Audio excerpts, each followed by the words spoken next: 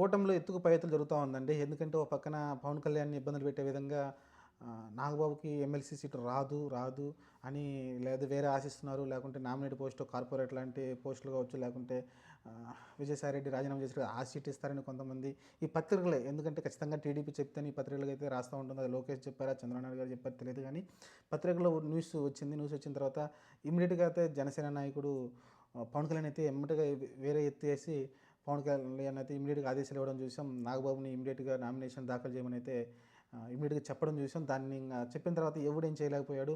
అప్పటిదాకా పత్రికలు side track పట్టిస్తున్నాయి అందరిని.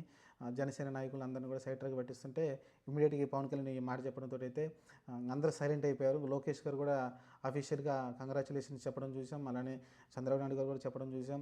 నాగబాబు ఖచ్చితంగా గెలుస్తారు. ఆయన ఎమ్మెల్సీ అదే జనసేన ఎమ్మెల్సీ అభ్యర్థిగా నామినేషన్ వేశారనైతే ప్రకటించారు. నిన్నటిదాకా సైలెంట్‌గా ఉన్నారు. పత్రికల్లో ఇలాంటి న్యూస్ వస్తుంటే టీడీపీకి తెలియకుండా ఉంటుందా? ఖచ్చితంగా పొద్దున్న లేస్తే పత్రికలు చదువుతాడు మన చంద్రబాబు నాయుడు గారు అయితే, లోకేష్ గారు.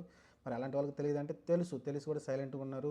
ఎందుకంటే ఎట్టి పరిస్థితుల్లో జనసేనకి ఎమ్మెల్సీ రాకూడదనేది గట్టిగా ఉన్నారు. కానీ లాస్ట్ టైమే ప్రకటించారు కాబట్టి 2, 3 నెలల క్రితమే ప్రకటించారు కాబట్టి ఇప్పుడు కొంచెం సైడ్ ట్రాక్ పెట్టించి ఎలాగోలా తప్పించాలనుకున్నారు. కానీ అది జరగలేదు.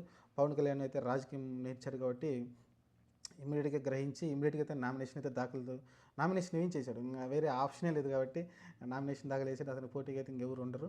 చూడాలి ఒకవేళ ఓడించారనుకో పవన్ కళ్యాణ్‌ని, నాగబాబుని ఓడించారంటే కూటమిలో పెద్ద రచ్చ నడుస్తుంది. ఖచ్చితంగా గెలిపిస్తారులే కానీ చూద్దాం మరి ఏం జరుగుతుంది. ఎందుకంటే టీడీపీ ఏం చేస్తుందంటే కొంతమంది ఇండిపెండెంట్లు పెట్టి వాళ్ళని గెలిపిస్తుంది.